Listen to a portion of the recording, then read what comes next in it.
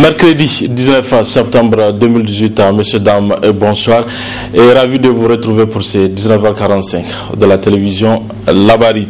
Le classement du Niger dans l'indice de développement humain du PNUD continue à susciter des réactions.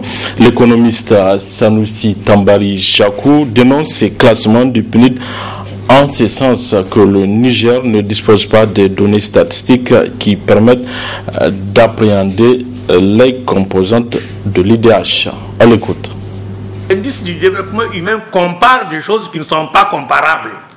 On ne peut pas comparer les pays industrialisés et les pays non industrialisés. On ne peut pas comparer les pays qui ont des vieilles administrations avec les pays qui ont des administrations neuves introduites par les puissances coloniales. On ne peut pas comparer des pays qui ont des appareils statistiques très sophistiqués avec des pays qui ont des administrations statistiques très récentes. Je conteste le fait même qu'il y ait un classement. L'indice du développement humain, c'est le revenu. Pour apprécier le revenu, il faut bien connaître la production agricole, la production pastorale, la production artisanale, la production industrielle, les produits à partir des activités de services, autrement dit le commerce, les banques, les assurances, etc., etc. Il faut appréhender ça pour avoir la première composante servant à calculer l'indice de développement humain. Personne au Niger ne peut apprécier la véritable dimension de la production agricole, de la production pastorale, de la production artisanale du Niger. Personne, c'est faux. Plus grave encore, au niveau de la santé. La santé, les naissances, les maladies, les morts, l'espérance de vie. Pour que vous puissiez calculer avec une certaine exactitude l'espérance de vie des Nigériens, encore faut-il que vous connaissiez le nombre de morts par an. Est-ce que vous connaissez le nombre de morts? Écoutez, dans les pays industrialisés, ils suivent leurs statistiques. Ils les ont tous les jours, mais vous n'avez rien. Ici au Niger. Ici au Niger et en Afrique, et surtout au Niger. Et surtout au Niger. Et le Niger est le dernier des pays africains qui puissent appréhender ça parce que c'est le dernier de scolarisés. Tous les pays africains sont mal gérés. Le Niger est mal géré, il a toujours été mal géré, il est né mal géré et il se développe mal géré et il est mal géré de ce point de vue-là puisqu'il ne peut pas appréhender. Il ne peut rien appréhender de ces quantités économiques et humaines. Rien. Propos d'un économiste avéré. Après la sortie médiatique du FRDDR le samedi dernier, l'Union pour la démocratie et la République IDR Tabata a animé hier un point de presse relatif à son retrait de la coalition, mais également donné leur version de fait par rapport à l'élection du président du FDR. Le compte rendu de cette déclaration, c'est avec Ismaël Moumouni et Aboubakar Souley. Rompre avec les silences pour relater les raisons du retrait du parti du Front pour la restauration de la démocratie et de la défense de la République FRDDR, mais surtout fustiger les propos tenus à l'encontre du président Amadou Boubacar Cissé, abaissé par le FRDDR lors de sa dernière sortie médiatique, objet de ce point de presse de l'Union pour la démocratie et la République UDR Tabat. Il y a eu des discussions. On a conféré le poste du deuxième vice-président au FRDDR. Maintenant, il fallait passer à l'élection du président. Voyant que ce n'est pas en leur faveur, le FRDDR s'est retiré. Il ne faut pas croire que Cissé s'est autoproclamé. Ce n'est pas Cissé. Cissé ne sait même pas ce qui se passe. Il ne sait même pas qu'il a été retenu, on l'a placé. Il y a des raisons que nous ne connaissons pas, mais que eux, les fonds qui l'ont placé, ils le savent. Ils sont au FDR. Cissé n'a pas un représentant là-bas. On n'a pas vu ces critères-là. On ne sait pas sur quel critère on a choisi. Donc, s'il savait que Cissé avait tous ces machins, il devait arrêter ça là-bas. Leader Tabat affirme son adhésion à la coalition de non-affiliés. Aujourd'hui, nous, on est non-affiliés. Et les gens comprennent que nous sommes, les fonds là sont à l'opposition, et nous sommes à l'opposition, et nous sommes au FDR. C'est clair, il faut que les gens comprennent que nous sommes au FDR au début d'un affilié. Et aujourd'hui, nous sommes membres du non-affilié. Si c'est de notre président, il est élu au FDR, nous le félicitons et nous remercions les fronts qui sont mis au tout début pour le placer à la tête du front. Et aussi, je pense que si c'est un démocrate, en tout cas, dans le cadre du FDR, il leur tend la main. On n'a pas besoin de travail, on a du travail à faire pour ramener le pouvoir à s'asseoir autour de la table pour pouvoir examiner tous les textes afin d'assurer des élections crédibles pour 2021. Le bureau politique de leader Tabat invite tous les militants, militantes et sympathisants à soutenir ABC pour le renouvellement du parti, tout en réaffirmant que ABC demeure le président de la coalition de l'opposition FDR. Grogne ce matin dans la ville de Tanouta, c'est dans la région de Zander. La population était sortie massivement pour protester contre les coupures récurrentes d'électricité qui ont duré des mois, voire des années, ralentissant du coup les activités de cette population. Les manifestants ont convergé vers la préfecture où ils ont rendu public leur déclaration devant le préfet. Le reportage de Hassan Saleh Moussafa.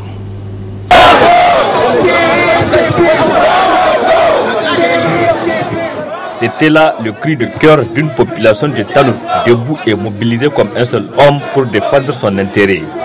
En effet, hommes, femmes, jeunes filles et garçons ont tous répondu à l'appel du MPCR section Tanout pour exprimer leur déception aux autorités qui n'arrivent toujours pas à trouver de solutions aux problèmes récurrents d'électricité qui freinent les activités au niveau de ce département. Ça fait déjà 7 ans ou 8 ans qu'il n'y a pas une stabilité d'électricité, une stabilité en termes de fourniture d'électricité dans la ville de Tanout. Les autorités en ont été saisies officiellement. La Nigélec, elle est là, elle connaît ces problèmes-là. Mais pendant toute cette période-là, ils n'ont pas pris de dispositions pour éviter à la population des Tanout les blackouts qu'on a connus il y a 2 semaines de cela. Quand antérieurement, le 5 septembre passé, nous avons organisé la première marche. Ils ont réparé un petit groupe dont sa capacité ne lui permet pas de couvrir les besoins d'électricité de la ville de Tanout, parce que c'était le système de délestage. Mais pour une population qui a fait 7 ans en train d'attendre, qui s'est patienté pendant toute cette période-là, on pense que ce n'est pas juste, ce n'est pas légal qu'on répare un petit groupe et qu'on lui applique un système de délestage. Pourtant, il y a beaucoup de la population de Tanout qui aujourd'hui leur activité économique se repose sur l'électricité. Le premier responsable de ce département, que le préfet, est tout de même conscient du calvaire qui vivent les habitants de sa ville. Dieu sera avec nous. Dieu nous aidera à trouver cette solution. Et nous qui sommes ici avec vous, et les autorités à tous les niveaux que vous pouvez imaginer. Et je pense que l'occasion aussi va être saisie avec vos différents responsables pour qu'on puisse se retrouver encore ensemble, pour qu'on voit ensemble de façon consensuelle et de façon compréhensive pour que l'espoir puisse potentiel soit dégagé ensemble avec nos différents responsables. Cette manifestation est une occasion saisie par la population de Tanout pour rappeler au président de la République que le tronçon Zander-Tanout attend toujours sa réhabilitation comme promis par le président Issouf Mahamadou. Il a pris l'engagement devant Dieu, devant tout le monde, devant toute la population, comme quoi il va réhabiliter la route qui lie Zander à Tanout, soit 145 km. Dans cette route-là, DSLC, les véhicules qu'il y a en termes de comment on appelle ça, des pertes invisibles. DSLC, les dégâts matériels qu'il y a eu. Donc, cette route, il a pris l'engagement. Malheureusement, aujourd'hui, ce qu'il a pris comme engagement, c'est un éléphant blanc. Aujourd'hui, c'est comment on appelle ça, l'engagement il a pris là, c'est un château en carton. Donc, c'est pour vous dire qu'on n'a rien vu. La route là, elle est dégradée, elle est en train de faire 2 victimes chaque jour de DSC. Et on a rappelé à les autorités qu'en dehors de ces problèmes d'électricité, la ville de Tanout connaît un sérieux problème de route qui la lie à Zander. Donc, effectivement, toutes les activités économiques, effectivement, de la ville là, dépendent de la grande ville de Zander. À l'intervalle d'un mois, c'est la deuxième manifestation de ce genre que la population de Tanout a eu à organiser. Une autre est prévue le 3 octobre prochain, si rien n'est fait d'ici là, selon les organisateurs. Dans la nuit du lundi 17 au mardi 18 septembre 2018 a été attaqué et enlevé un prêtre catholique de la Société des missions africaines du nom de Père Ligi Makali. Jusque-là, l'enlèvement n'a pas encore été revendiqué selon Père Moreau, dont je vous propose de suivre. Qu'on récolte ce qu'on a semé, malheureusement, et ce qu'on a permis qu'on sème depuis quelque temps. Parce que on était au courant que dans la zone, je rappelle, c'est la zone Gourmandjé, frontalière avec le Burkina Faso, et pas trop loin aussi avec le Mali, finalement. Il y avait déclaré des cellules de djihadistes qui étaient actifs dans la zone et qui s'étaient eux-mêmes présentés aux gens.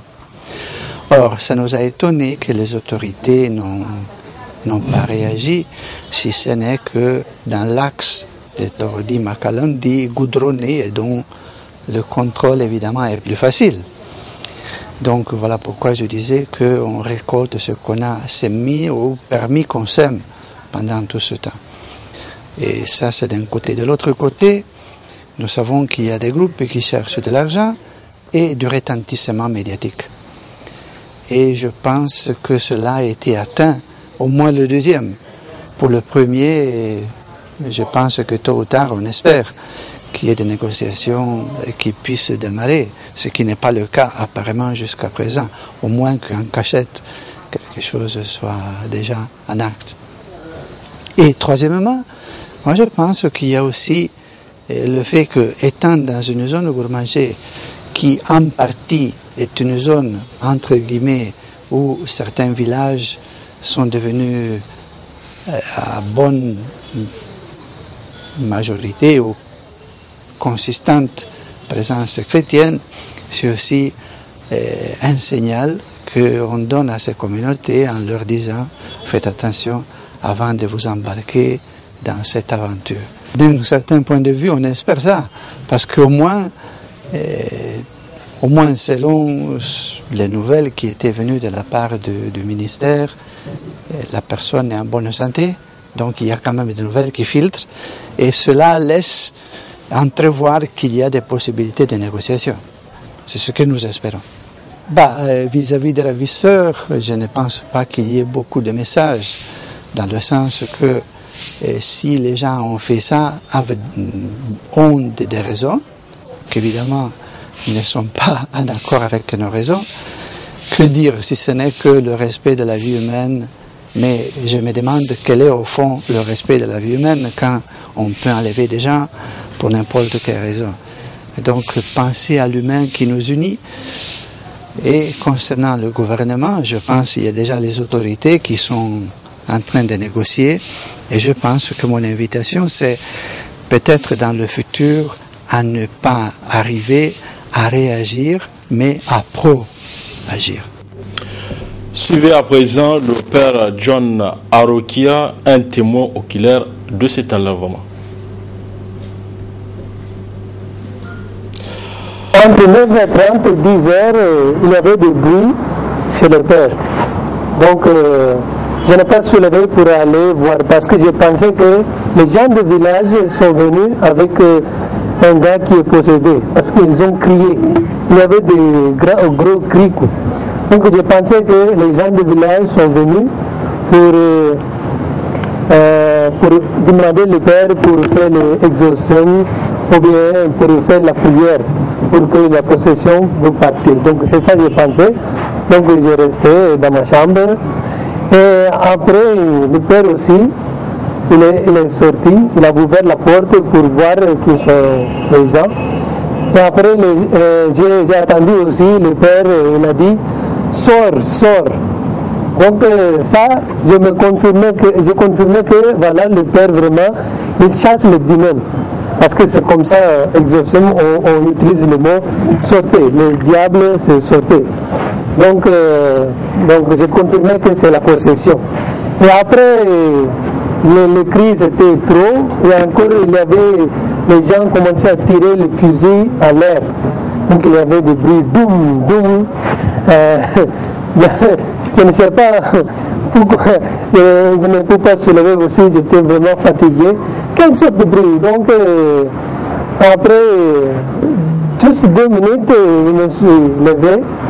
C'était trop calme. Et après, notre cuisinière, il m'a appelé pour dire que mon père, il ne faut pas allumer votre lampe chez vous, il ne faut pas sortir. Ah, pourquoi? J'ai demandé, il m'a dit, il y avait les bandits chez vous. Et après, j'ai regardé et tout de suite chez le père, la lampe était allumée, donc j'ai dit, le père est là. Donc j'ai téléphoné le père, ça n'a pas sonné. Le deuxième numéro, j'ai téléphoné, ça n'a pas sonné. Et encore, j'ai téléphoné un autre gars qui est juste à côté. J'ai téléphoné, il m'a dit, mon père, les bandits sont enlevés le père. Vraiment, je ne sais pas. Donc je voulais sortir, il m'a dit encore, mon père, il ne faut pas sortir, restez dedans. Il ne faut pas allumer aussi les lampes chez vous. Et après, j'ai resté dans ma chambre, j'ai téléphoné Monseigneur, j'ai téléphoné le Père Mauro, différents prêtres, différents pères pour informer. Et juste vers 10 minutes, 15 minutes après, les gens m'ont approché. Il y avait des jeunes de village qui m'ont approché de ma chambre. J'ai vu devant par fenêtre. Je n'ai pas sorti, j'ai resté dedans. Et tout de suite, il y avait encore, ils ont tiré à l'air vers la côté de serre, les serres où ils sont. Donc maintenant qu'on a appris qu'ils sont rentrés aussi chez les serres. Donc, et après, ils ont parti, ils n'ont pas pris les serres, ils ont parti seuls avec la moto et ils ont fui avec le père seulement. Et après, 30 minutes après, les gens sont venus pour me parler. Ils m'ont dit, voilà, c'est nous, c'est nous. Donc, j'ai ouvert la porte, ils m'ont dit, voilà, on va aller au village, on va passer la nuit là-bas. C'est comme ça, je suis rentré dans le village, passer la nuit, on ne peut pas dormir, on est resté.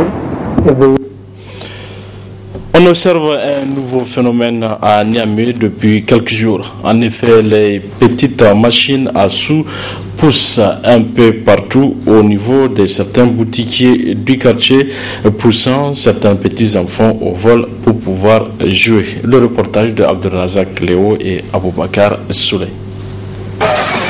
C'est la nouvelle attraction dans les différents quartiers de Niamey, communément appelé jackpot pour enfants. Ces nouvelles machines à sous est un vrai moment de détente pour les enfants. Mais à quel prix? Pour ceux qui les commercialisent, c'est un moyen pour s'en sortir et gagner de l'argent.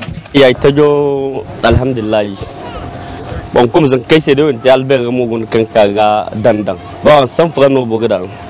c'est une nouveauté qui s'est installée. C'est une bonne chose pour les enfants car ils arrivent à s'amuser. Et quand ils ont des pièces, ils viennent mettre et même les grands viennent. C'est 100 francs par passage.